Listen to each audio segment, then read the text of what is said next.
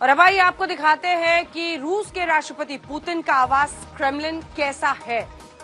किस तरह से क्रेमलिन पर यह हमला हुआ।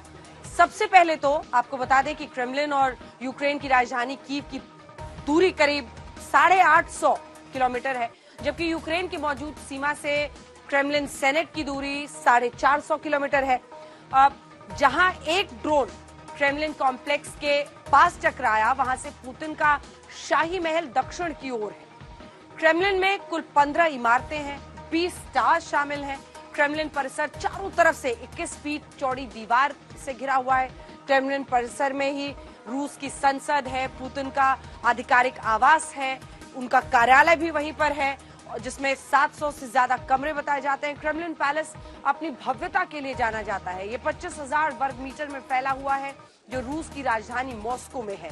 क्रेमलिन पर हमले के कई वीडियोस अब सामने आ रहे हैं। आपने भी देखा होगा, बीते दिन से दिखता है कि एक ड्रोन क्रेमलिन की ओर जा रहा है, उसी में आगे चलकर धमाका होता है। क्रेमलिन में एक स्ट्रक्चर है जिसके पास आग के साथ धुआं उठता है। उस डोम के पास रूस कह रहा है कि यह हमला पुतिन को मारने के लिए किया गया है, लेकिन कहा जाता है कि पुतिन दुनिया के उन अहम नेताओं में से एक हैं जिनकी तगड़ी सुरक्षा व्यवस्था को देखते हुए परिंदे के लिए भी पर मारना वहां पर मुमकिन नहीं है। कहा तो यह भी जा रहा है कि हाल के महीनों में मॉस्को की अहम इमारतों की छतों पर एंटी एयरक्राफ्ट सिस्टम देखा गया है, उसे इंस्टॉल किया गया है। इन इमारतों में रूसी रक्षा मंत्रालय भी शामिल है। फिर कैसे क्रेमलिन पर यूक्रेन ने यह अटैक कर दिया, लेकिन रूस सीधे सीधे कह रहा है कि इस हमले के पीछे मास्टरमाइंड अमेरिका है। क्रेमलिन पर हमले की साजिश वॉशिंगटन में रची गई है और वहीं से ये सब कुछ किया गया है।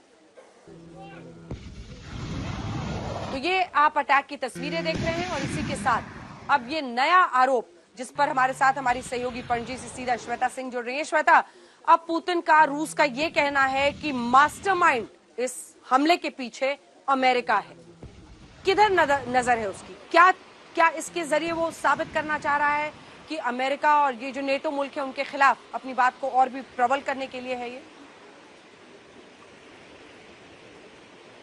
रूस में लगातार ये विचार तो रहा ही है अंजना कि जो भी कुछ होता है यूक्रेन अपने दम पर इतनी बड़ी चीज नहीं कर सकता है और उसके पीछे एक बड़ी ताकत और जो कि सीधा अमेरिका की ओर वो इशारा हो जाता है वो रहता है। आज चूंकि यहाँ पर मैं गोवा में हूँ और एससीओ की बैठक भी चल रही है, पीछे उठती रोशनी से आपको समझ में आएगा कि वहां पर कल्चरल प्रोग्राम इस समय सभी विदेश मंत्रियों के लिए है। सर्गेई लैवरोव जब एस जयशंकर से मिले तो सबके मन में यह था कि क्या इस चीज के बारे में बात हुई। बहुत ब्रीफ सा स्टेटमेंट रूस की तरफ से जारी किया गया जिसमें यह कह दिया गया कि ग्लोबल मुद्दों को भी हमने यहां पर चर्चा उसकी की है।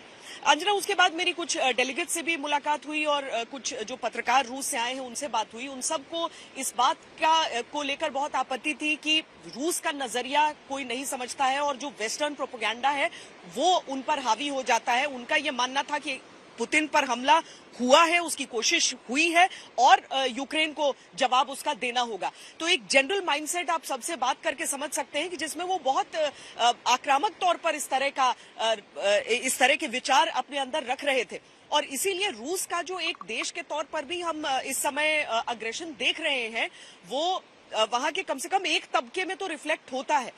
अमेरिका की ओर इशारा करने के पीछे सबसे बड़ा कारण यही हो जाता है कि क्या यूक्रेन अपने दम पर इस तरह के ड्रोन्स रखेगा जो अनडिटेक्टेड बड़े से बड़े मिसाइल सुरक्षा प्रणाली से आ जाती हैं वहां तक, क्योंकि रूस इस बात पर यकीन करता है कि ये हमला हुआ था और व्लादिमीर पुतिन के ऊपर एक असैसिनेशन अटेम्प्ट था ये, भले ही उसके ऊपर बाकी कई देशों का संशय क्यों न हो और वो कॉन्स्पिरेसी थ्योरीज क्यों न दी जाए। तो रूस जब तक इस चीज पर यकीन करता है उसे सीधे तौर पर मालूम है कि यूक्रेन के बस की बात नहीं है इस तरह के ड्रोन्स को अर्जित करना और उससे ऐसा आक्रमण करना, इसीलिए सीधे तौर पर वो अमेरिका पर इस बात का इल्जाम लगा रहा है। अंजना, पिछली बार भी जब युद्ध की शुरुआत हुई थी श्वेता, तो सबसे पहले यही हुआ था कि क्या ये नौबत ऐसी आएगी कि एक विश्व युद्ध में तब्दील हो जाए। अमेरिका को सीधे दोषी करार देना, हालांकि इससे पहले भी चाहे जो बाइडेन अचानक पहुंच गए थे यूक्रेन, अगर आपको याद हो, क्या एस्केलेशन और इस युद्ध का और भी अन्य देशों तक फैलना या फिर दोनों ही तरफ से और ताकतें झोंकना, ऐसा होता हुआ आप देख रही हैं?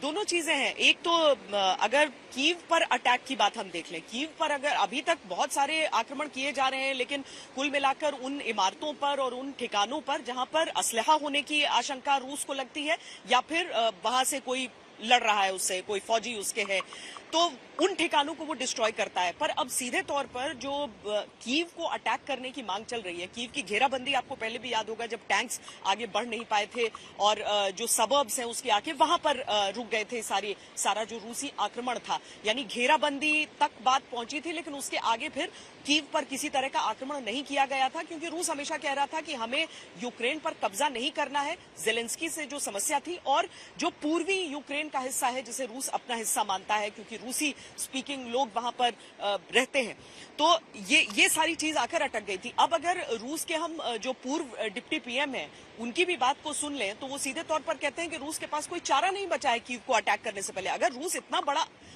आरोप लगा रहा है कि यूक्रेन ने असैसिनेट करने की कोशिश की है पुतिन को, तो उसे तो कोई कड़ा कदम उठाना पड़ेगा, वरना जो वो एक अपर हैंड बोल रहा है सारी चीज में और यूक्रेन से कहता है कि हम तो रौंद भी सकते हैं उसको, उसके सामने क्या बिसात रह जाएगी अगर रूस वाकई कुछ ऐसा नहीं करता है जो कि उसके राष्ट्रपति के असैसिनेशन अटेम्प्ट करने का एक मुकम्मल बदले के तौर पर नजर आए।